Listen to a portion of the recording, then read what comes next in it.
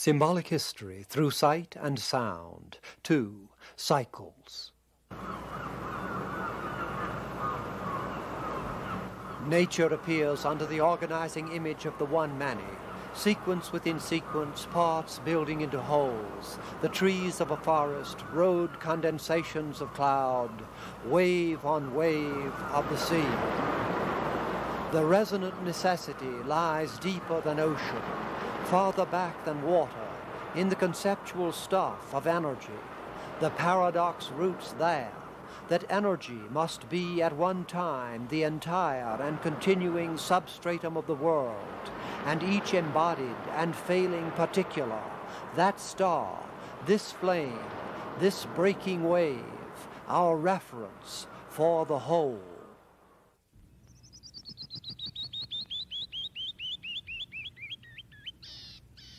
And since every actual energy can only exhibit itself in the rush and consummation which is its death and manifest being, energy in the larger sense, the realm of nature, is only to be maintained by constructive incorporation and transcendence of repeated falls. This imposes on the organizing cosmos simultaneous models of the arrow and the wheel of fatal recurrence spiraling into an arrow of transformational thrust, that being in fact the essence of time, those periodic same ticks of the clock, so numbered that the future succeeds the past. As the very concept of wave implies, these groupings which we see frozen in spatial array, stars in clusters into galaxies to the cosmos, claim with likeness of structure, likeness of temporal succession, exhibited from the least atomic parts upward in an inwrought chain or stair. So it is not surprising that the biological chart of evolution, with its branches of adaptive radiation, species rising, climaxing, and being replaced, narrowing to fossils living or extinct, should assume the shape of a tree, or, with Teilhard de Chardin, a plant enfolding at the summit to the lotus crown Omega. In human history, Hegel has most radiantly detailed, by a fourfold upward pulse, the self-realization of spirit in time. But for those cyclical pulses, he has also compellingly stated the law of decay.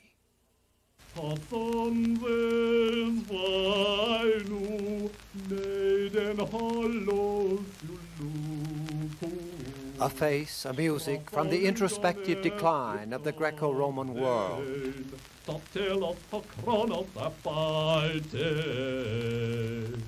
And here is Hegel. The life of a people ripens a certain fruit. Its activity aims at the complete manifestation of the principle which it embodies. But this fruit does not fall back into the bosom of the people that produced and matured it. On the contrary, it becomes a poison draught to it. That poison draught it cannot let alone, for it has an insatiable thirst for it. The taste of the draught is its annihilation, though at the same time the rise of a new principle.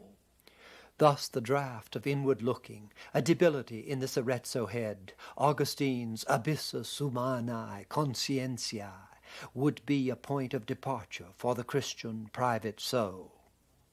All organized unfolding has its ups and downs, but the great cycles of soul which Hegel took from Vico and passed to Spengler and Toynbee, are they limited to the overreaching West, or as inescapably repetitive as Spengler's formulation?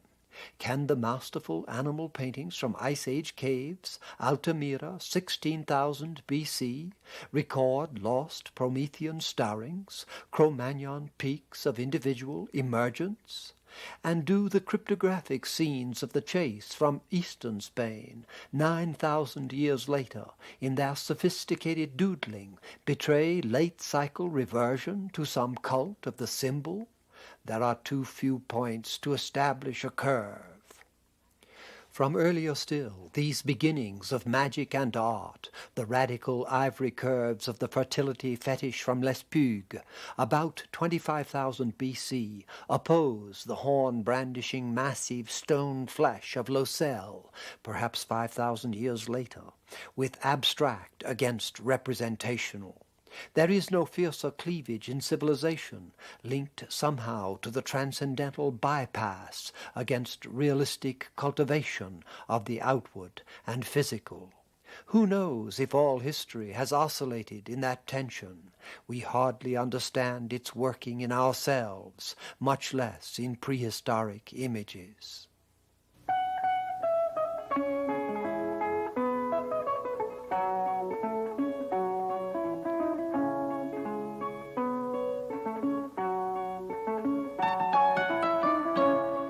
What mystery of humanist rise and fall may underlie the pre-Renaissance appearance left in the Nigerian centers of Ife and then Benin, of those wonderful clays and bronzes of modulated touch, in an horizon which has everywhere reverted, as from the subtleties of the 21-stringed Senegal kora,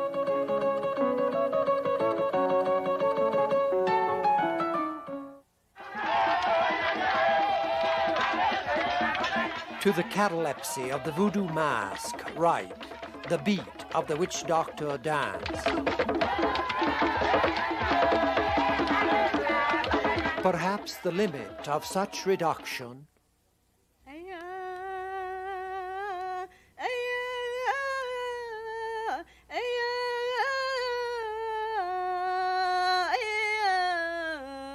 is in the conformity of placation rites Rasmussen recorded from an Eskimo shaman.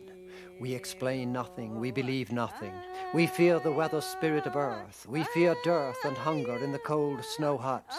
We fear the old woman at the bottom of the sea who rules over all the beasts of the sea.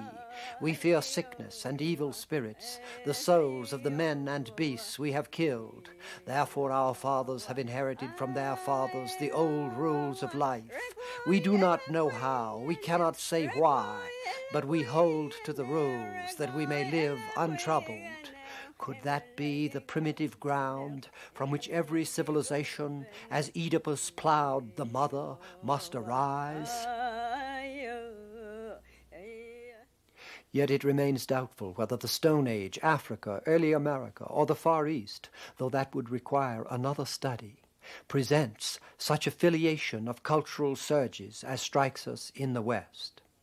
The type of cyclical progression is set by the earliest example, the Egyptian, a rise and fall where each phase seems to generate by a kind of fugal necessity the phase to follow, so that a whole civilization spread over a changing population and through 2,000 years proceeds like an animate being through a threefold oneness of beginning, middle, and end, a pattern so right and beautiful it stands as a paradigm for later cultures.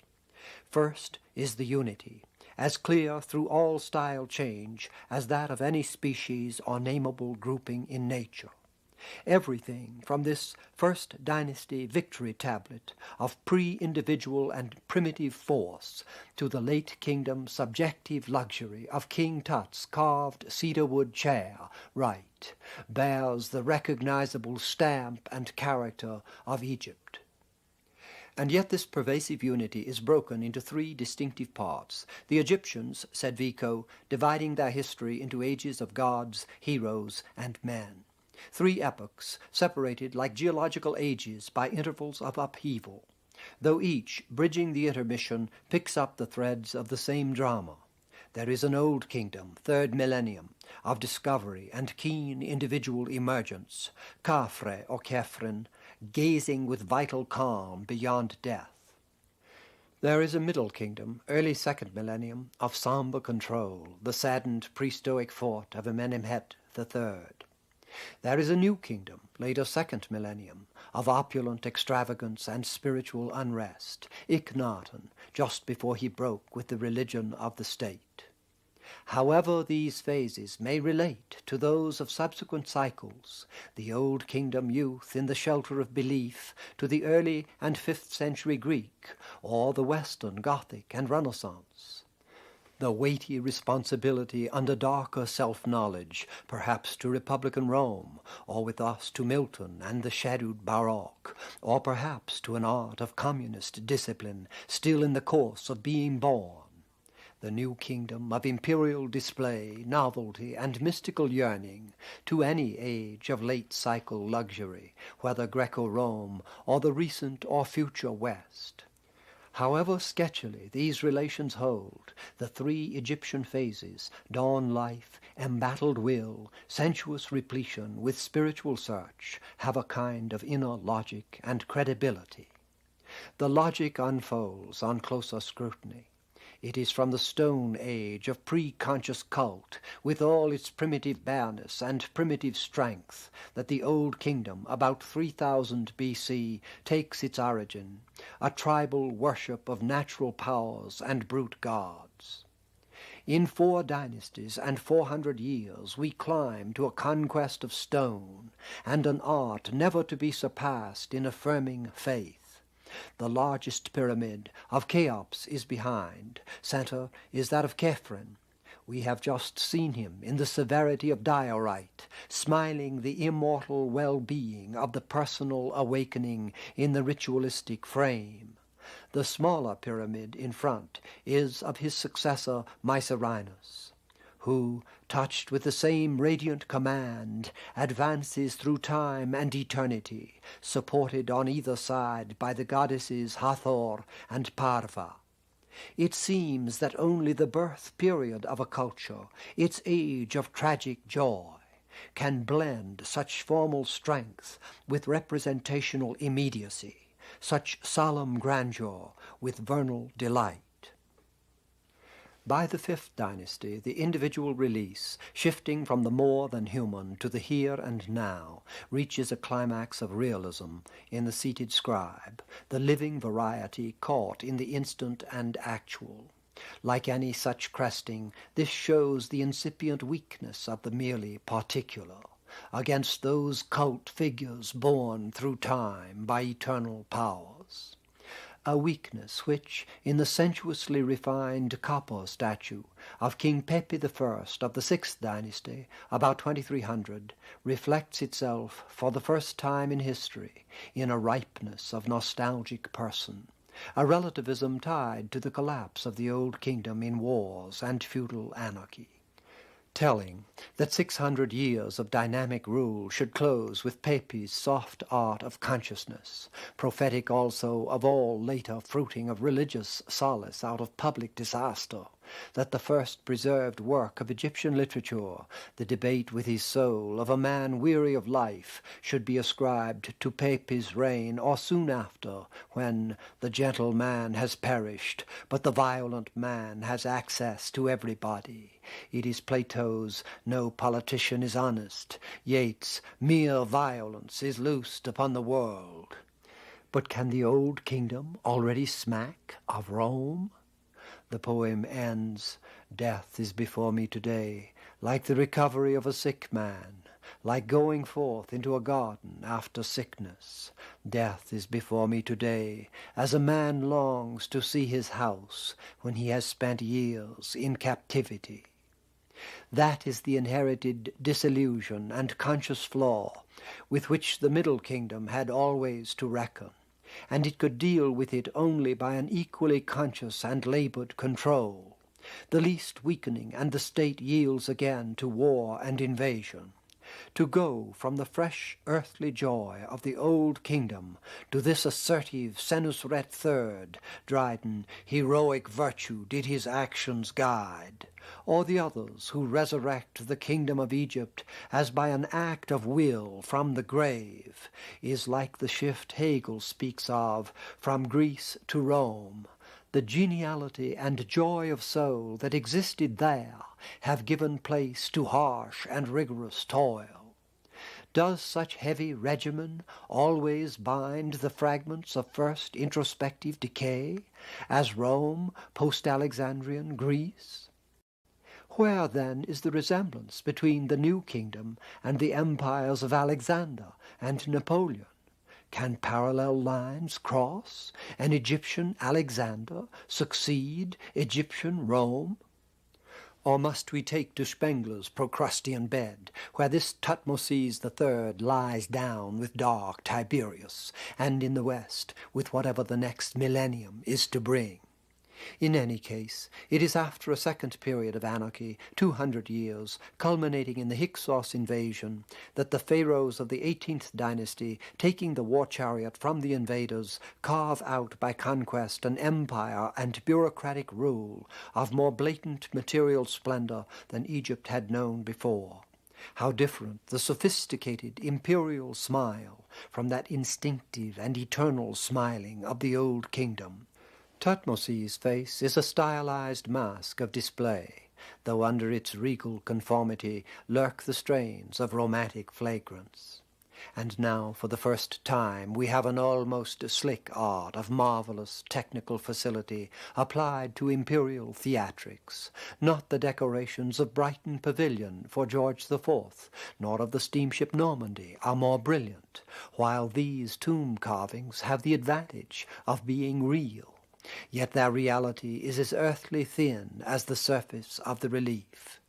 That life is a veil of appearance, harpers and dancing girls, nobles smelling lotus bloom. There is commerce and prosperity, the multiplication and refinement of pleasure. Under that surface mounts a hunger which produces in the bust of Nefertiti the most romantic of all depictions of woman, sensuous lips, raised chin, and wishful eyes, as if desire must always increase with the repletion on which it feeds. Finally, in the Amarna representations of her mystical pharaoh husband Iknaton, the sensory longing and disillusion which undergird the whole new kingdom, whiplash in a personal one-god revolution, Iknaton expressionistically distorted, a Pentecostal priest under the inspiring rays of Aton. He wrote, "I shall breathe the sweet breath which comes from thy mouth. I shall behold thy beauty every day.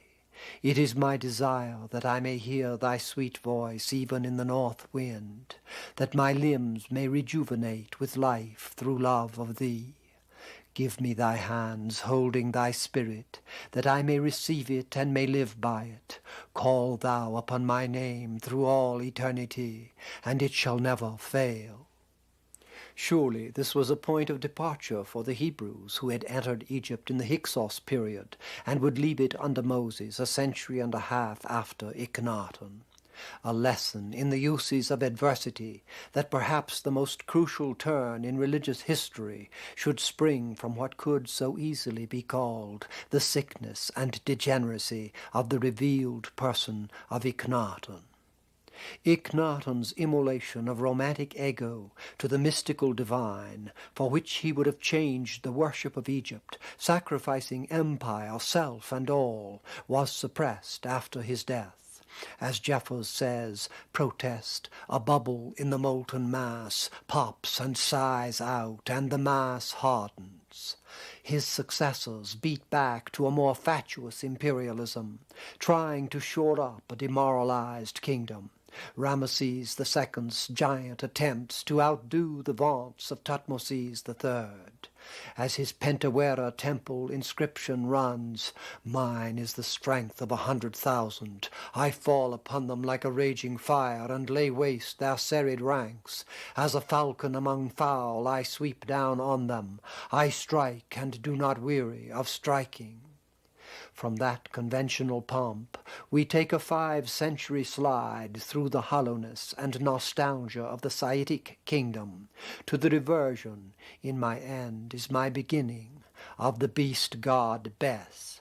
Beyond are hybrid refinements, out of Egypt, by Greece and Rome. The vital course was run, consumed with that which it was nourished by.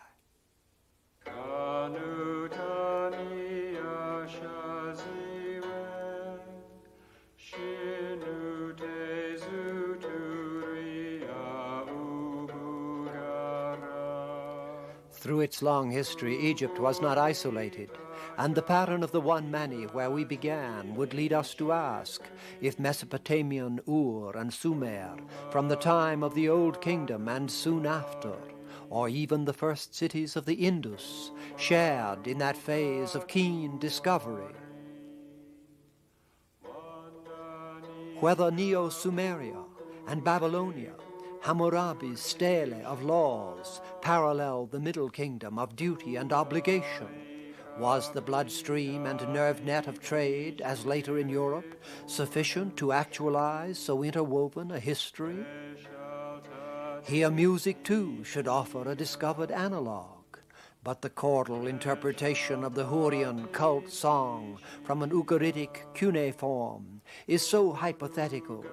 Who can believe this tune the old cow died by is quite what Ezekiel would object to in the dark idolatries of alienated Judah?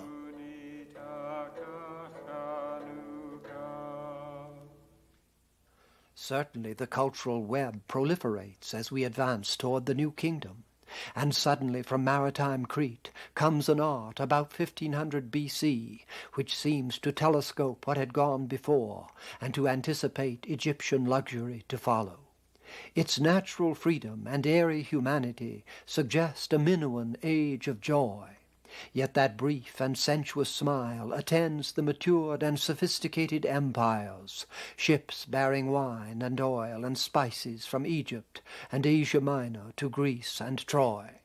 Here is an island peak of the submerged continent from which the Homeric poems must in part derive. The excavations on Crete and at Mycenae spurred a cyclical rethinking of Homer, as in Kazantzakis' New Odyssey and in Yeats.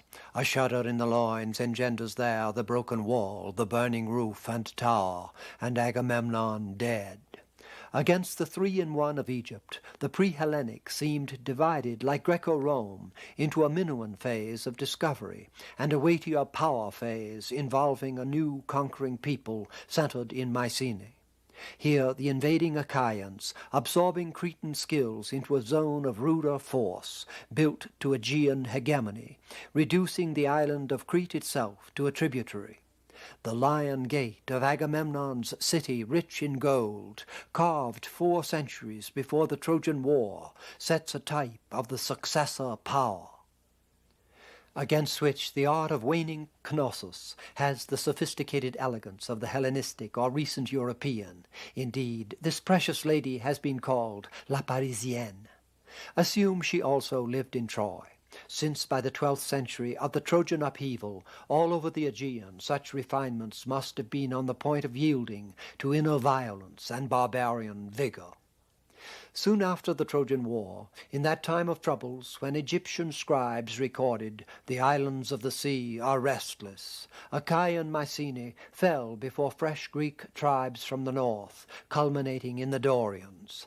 So we reach the Dark Age birthplace of Homeric myth. As Yeats says in a vision, "I imagined the Annunciation that founded Greece as maid to Leda, and that from one of her eggs came love, and from the other war."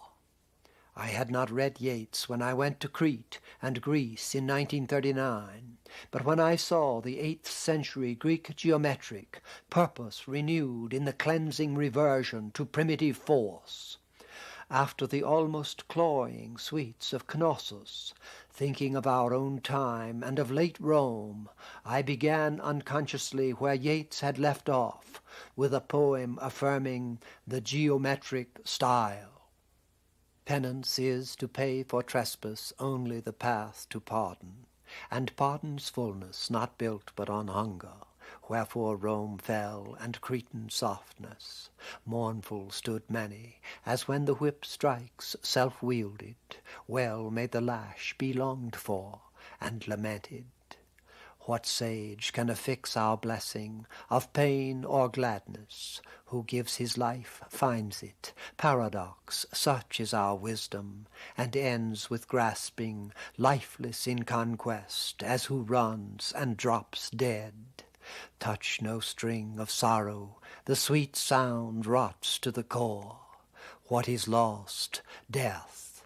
And ahead, penitence, pain, crudeness, desert earth, or worse, bare plots of stone, now known our last defendants.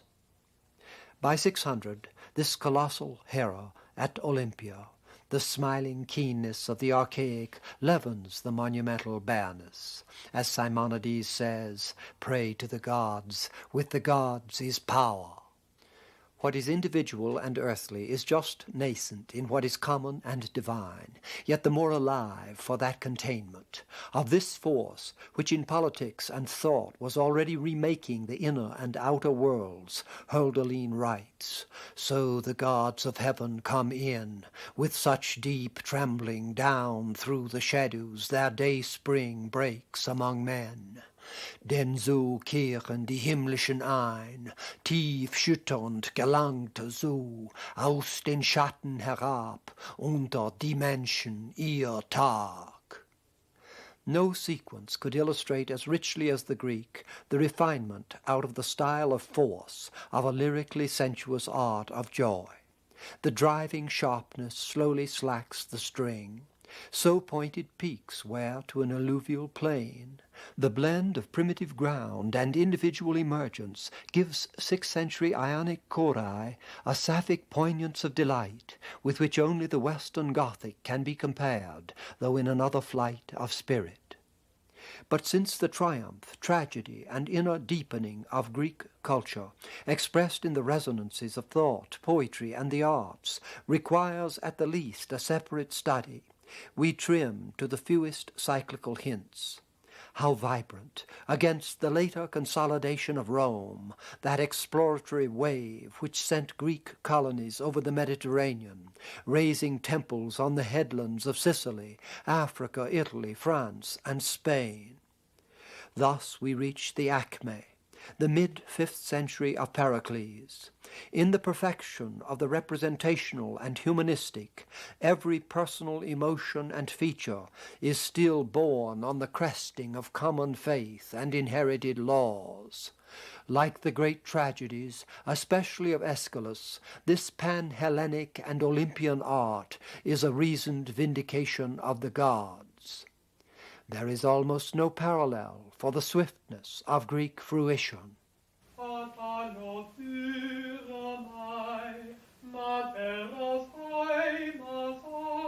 What reared free city-states led them to the value-rending Peloponnesian War. The first shoots of philosophy flowered in a sophistic questioning of everything. Speculative tragedy, which celebrated the gods in Aeschylus, in Euripides' doubts and complains. Here the chromatic fragment which survives from his Orestes. From the 5th century BC to the 4th, is from the strength of the Periclean Zeus Poseidon to the softness of this Praxitelean Hermes.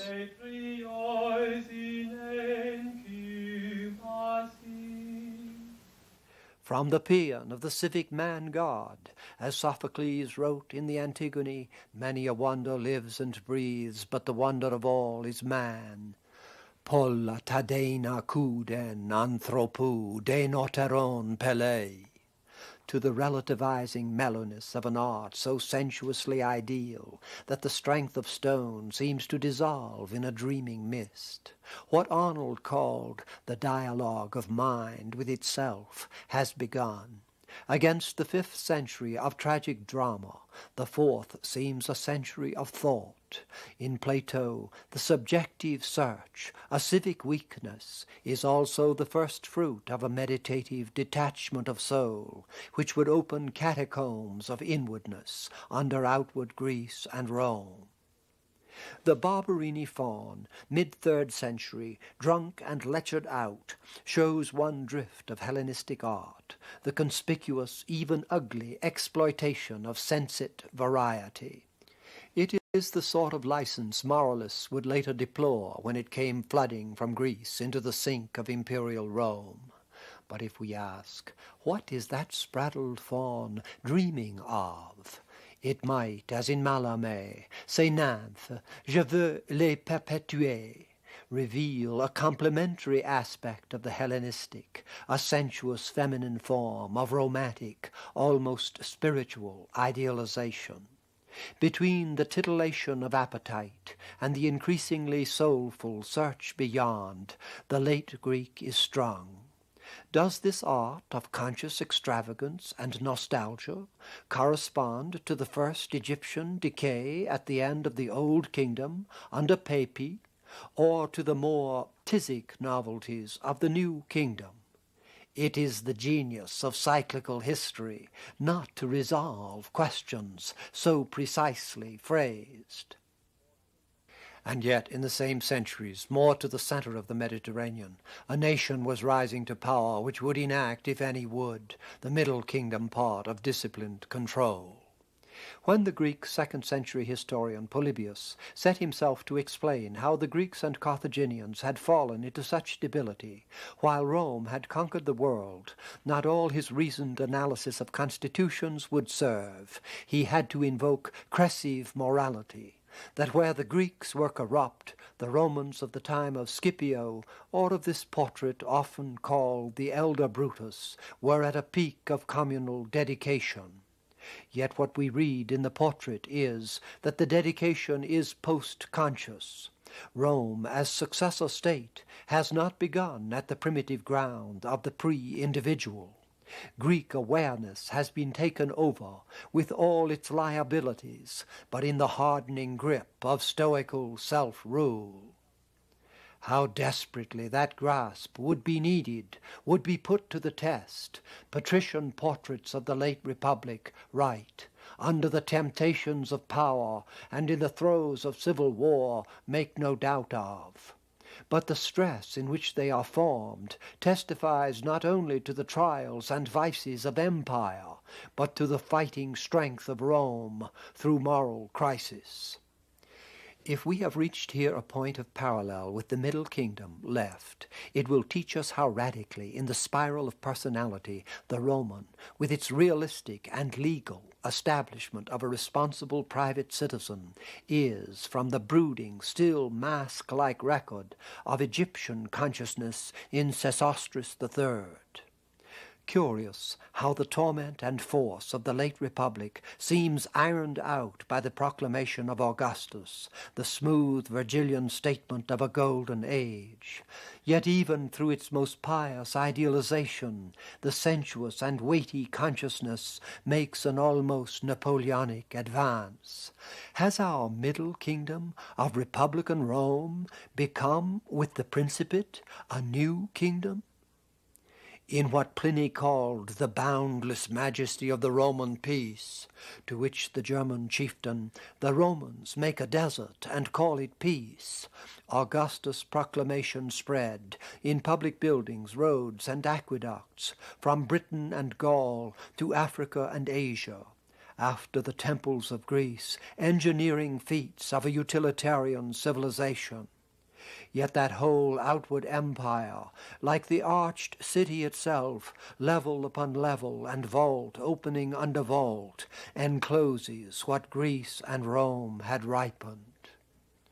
The abyss of conscious personality, which, as the classical fall looms, becomes a demonic battleground, as if the world polarized had produced at one birth the Christian faith and the Nero of this Roman coin, climaxing the outward rule and inner crisis of the Julio-Claudian line, though what Suetonius writes of Caligula caps Nero's bloodier angling in the lake of darkness.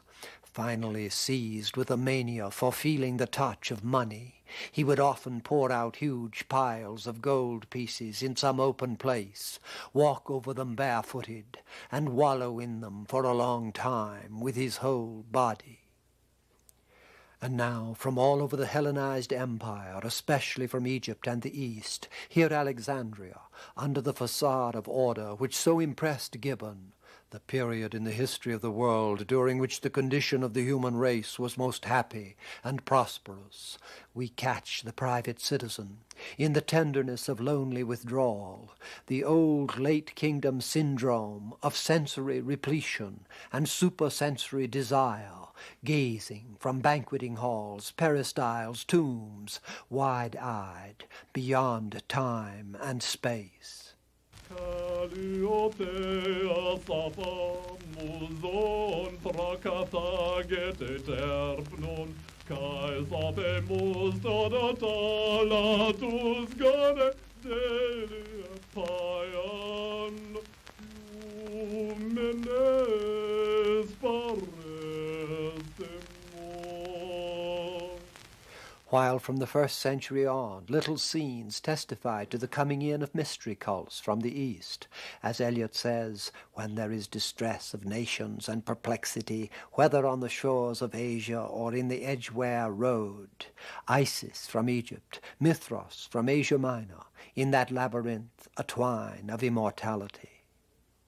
By the 3rd century, imperial power, here Gallienus, is assuming the stylized mask of symbolic and superhuman sanction, the features hardening and thinning to an illusionistic surface through which the lost soulfulness and almost satanic search records its pain.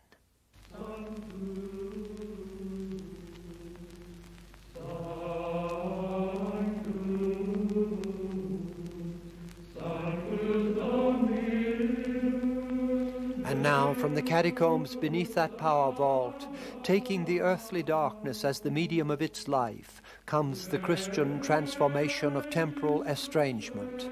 The ruin and cave become a place of birth.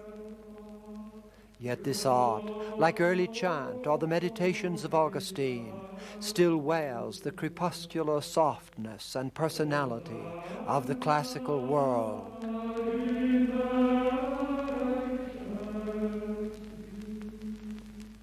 The direction of soul has changed, but body is not yet stripped.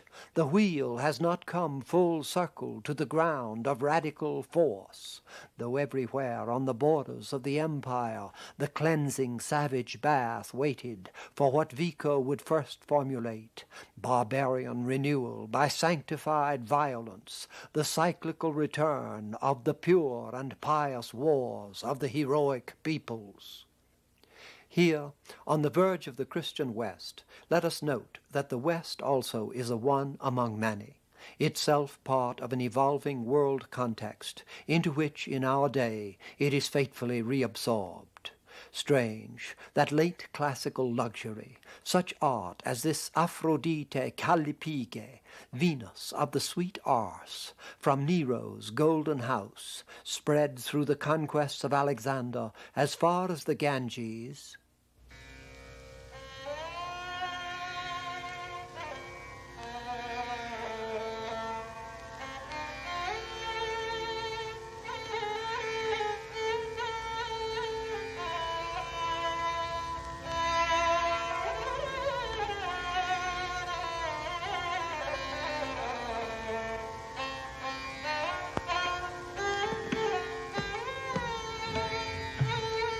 would inspire an Indian culture of rejuvenated vitality and religious joy. This 8th century tree goddess from Madhya Pradesh, as if from the Greek source, two civilizations had diverged, both centered in the sacred, but one sanctifying the eros of nature and sex.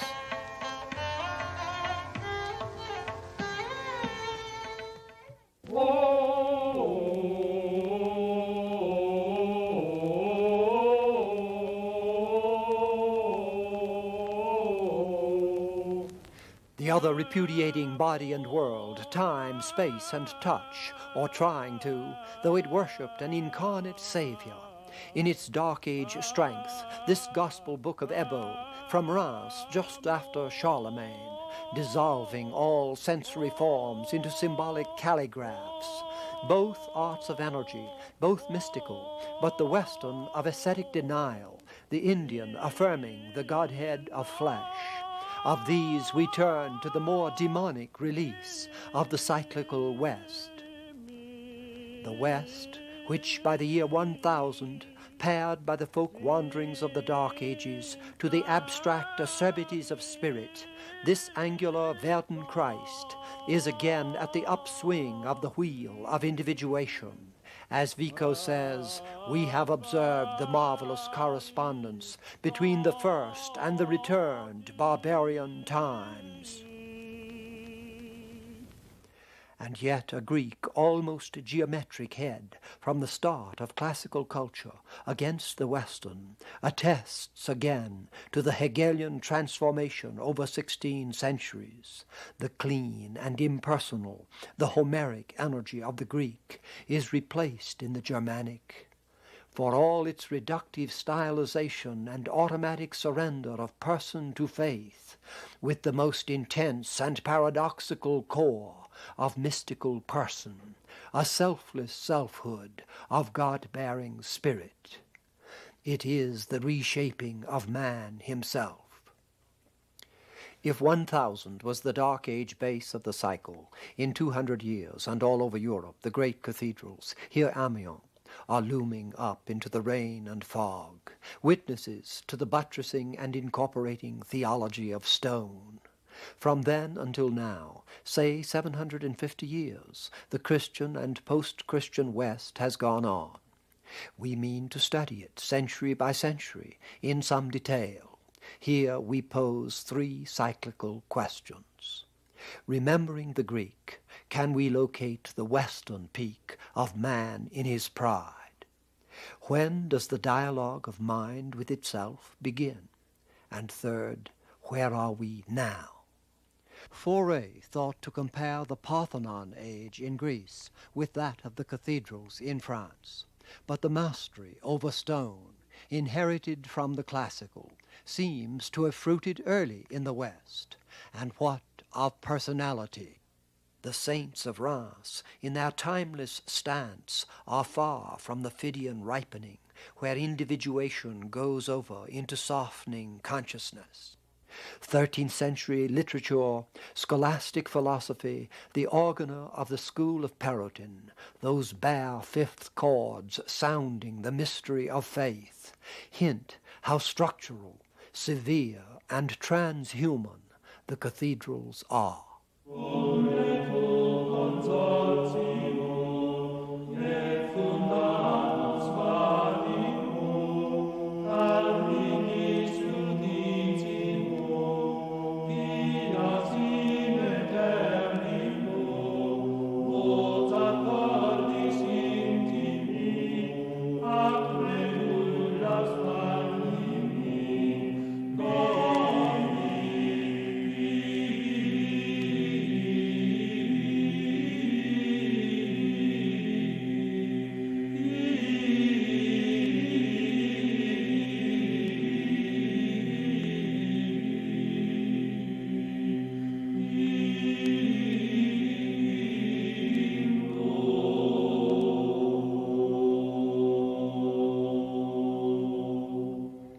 This force is sacred and hierarchical. Beside the Phidian touchstone, we sense it as barely resident in the articulations of space, time, and cause. At the start of the next century, Giotto speeds the recovery of space and human drama in painting. The glory of the art is beyond question, but the olive-eyed enigma, the haunting blend of smiling and grief, hint how far the moods and modalities still hang in the eternal frame. Another 100 years, Van Eyck, 1430, and the representational achievement is almost complete. Space and earthly things, jewels, robes, flesh. Yet the smiling Korai of the 6th century B.C. seem nearer than Phidias. Is not the charm of this art the tentative grace with which it accepts a medieval sanction rather than assert its own? So with Dunstable, or the Flemish musicians who follow him, equally unassuming, though as humanized in melody and chord.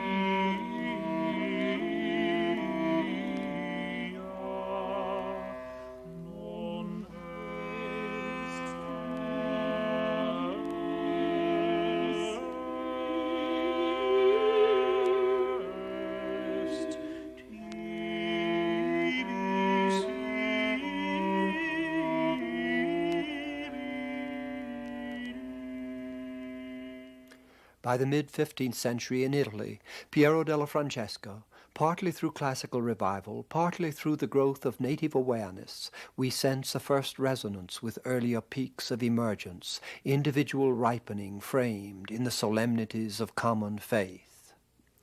We look back to the sure serenities of 4th Dynasty Egypt, searching through all that has changed, that purity against the cross-currents and paradox of the West, for signs of resemblance, dim as faces traced in clouds. Or to the ecstasy of the first classical Greek, about 460 B.C., the birth of Aphrodite from the foam, the archaic smile softened and humanized, carried over into a rich fruiting of joy, like the early Renaissance blend of Botticelli, but in a world of how unflawed an immediacy. Place it for a moment, as Pater did, beside the most famous Western smile, of 1503-5, also softened from our archaic, the angel smile of Gothic, and let Pater emphasize how far we are from mere recurrence. How would those white Greek goddesses, he says, be troubled by this beauty, into which the soul, with all its melodies, has passed. All the thoughts and experience of the world have etched and moulded there. The animalism of Greece, the lust of Rome, the mysticism of the Middle Age, with its spiritual ambition and imaginative loves, the return of the pagan world, the sins of the Borgias.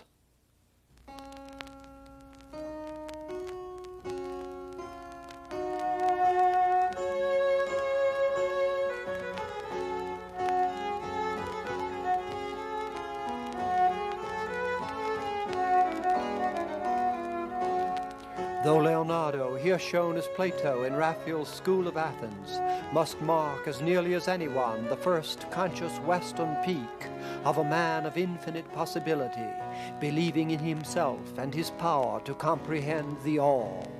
Yet how long that visionary hope would continue? Shakespeare's Prospero is 100 years later than this 1510 philosopher.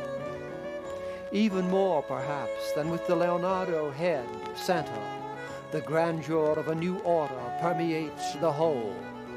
That Renaissance dream of a vaulted, heroic space in which the utopian life of man would be conducted stands as a compelling symbol for the Baroque, the 18th century, down to the age of revolution, while the airy basilica sounds with the music of noble chords, which flowed from Renaissance Italy over Europe, here on Ortith ricercare, on Arcadel's O felice occhi. How far after 1500 is the Periclean height to be plotted? If great tragedy is made the clue, life affirmed in destruction itself, the focus shifts to 1600 England, or if the reasoned justification of the ways of God to men, to the century after of Milton and Leibniz, though even in its formulation, the method of reason would precipitate Pascalian doubt.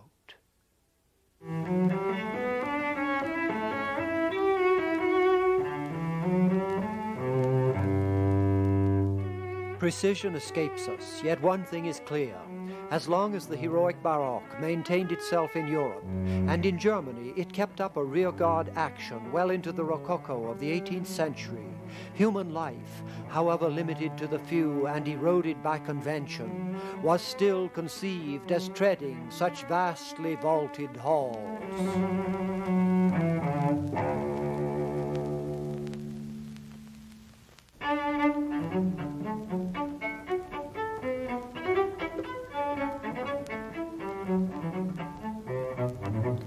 Yet if we search that palace of Clemence Augustus in Brühl for the portrait of its builder-owner, seeking as it were an inhabitant for such luminous spaces, we find his wigged and robed exsufflicants already an object of Lilliputian ridicule.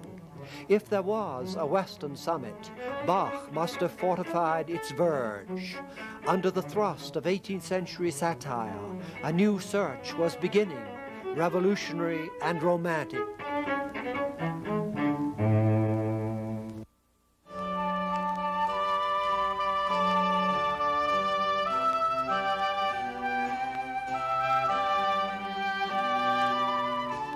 To gauge that introspective shift, set with the tensile harmonics of Rosenmüller, this 1660 landscape by Kuyp, a Baroque celebration of Cartesian space, a space like God's sensorium, irradiated by the divine attribute of light, a world where men live and move in the ceremonies of will and cause.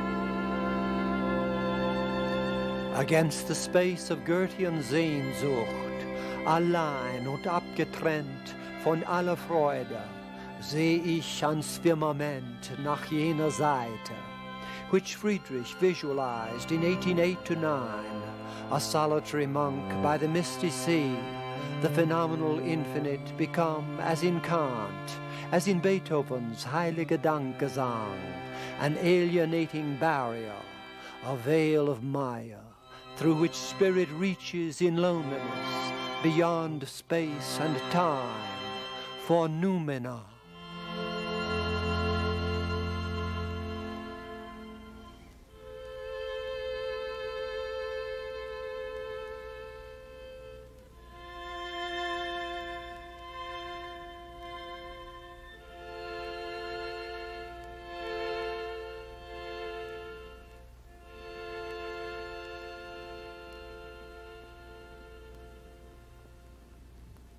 (1845), Courbet's Self, and the now familiar features of romantic sickness strike home, the sensuous Narcissus hanging over the watery mirror in self-love and despair. Nor is the job of drawing the cyclical parallels left to us. We have only to quote Flaubert's famous letter of 1860. I am turning to a kind of aesthetic mysticism. When there is no encouragement to be derived from one's fellows, when the exterior world is disgusting, enervating, corruptive, and brutalizing, honest and sensitive people are forced to seek somewhere within themselves a more suitable place to live. 5th century Byzantine. If society continues on its present path, I believe we shall see the return of such mystics as have existed in all the dark ages of the world. The soul, unable to overflow, will be concentrated on itself. We shall see a return of world sickness, beliefs in the last day, expectations of a Messiah. A Flavian youth, 1st century A.D. But all this enthusiasm will be ignorant of its own nature, and the age being what it is, what will be its basis? Some will seek it in the flesh, others in ancient religions, others in art. Humanity, like the Jewish tribes in the desert, will adore all kinds of idols. We were born a little too early. In 25 years, the points of intersection of these quests will provide subjects for masters. Then prose especially, the youngest form, will be able to play a magnificent humanitarian symphony. Books like the Satyricon and the Golden Ass will be written once more, containing on the psychical plane all the lush excesses which those books have on the sensual. 25 years, to the fin de siècle of Rimbaud or of this Van Gogh. What began then was an art, a thought, a politics of rupture, fiercely breaking with earlier canons and norms. Perhaps only once in history had a cleavage gone so deep into the fabric of a civilization. The Amarna sculptures of Akhenaten, with their twisted outcry, the cultivation of some superhuman stigmata, point to such a crisis in the soul. Yet what was there recorded must have been isolated and mild. Beside the awareness of total and global catastrophe, which has racked the World War West, Picasso, with Carrillo,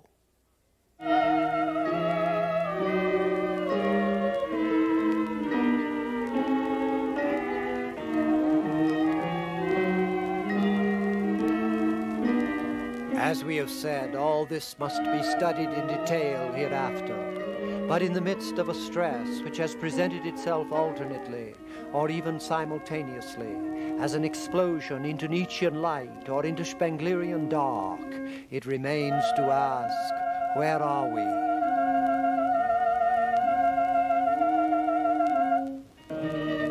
Which way will the anguish move?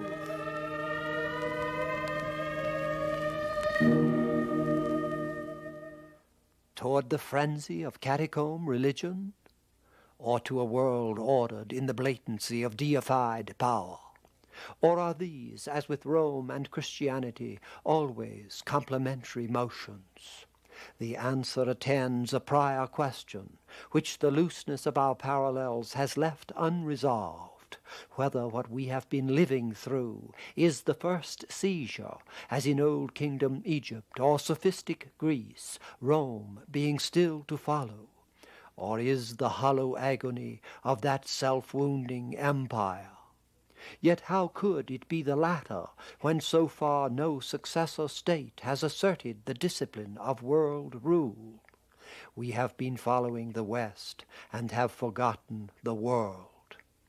There was a republic in the 20s and 30s which gave a Polybian interpretation of the cycle or sickle, one half of civilization falling while the other rose.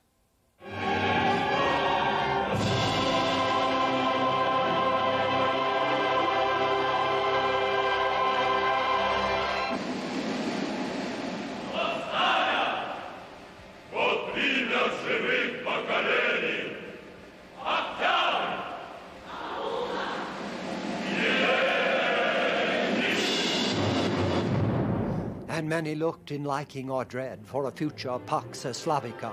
But in the more than Faustian frenzy of that time, that art, with the war which followed and the coming of the atomic age, it began to appear that the whole cyclical investigation had come too late, when cyclical possibility had ended, or had shifted its entropic predictions to the globe.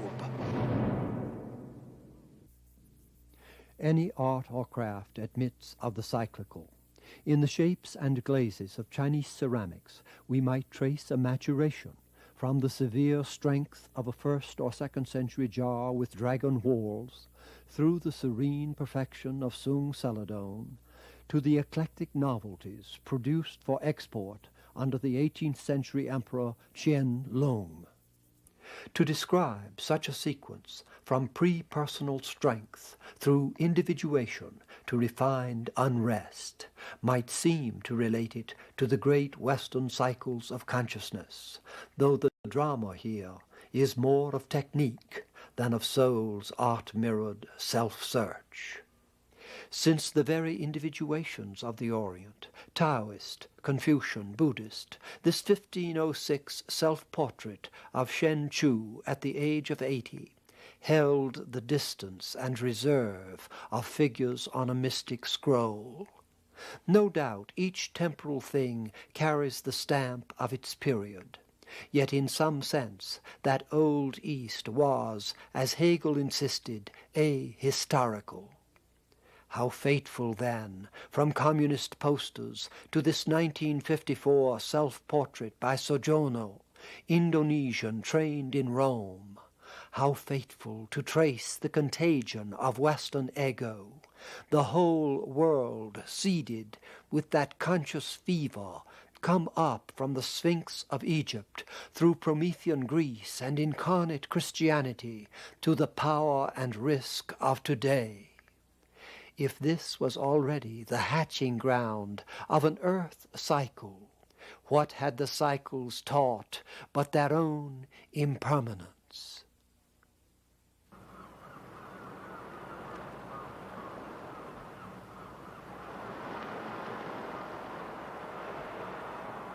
For where were the barbarians in whose clean force we could bathe?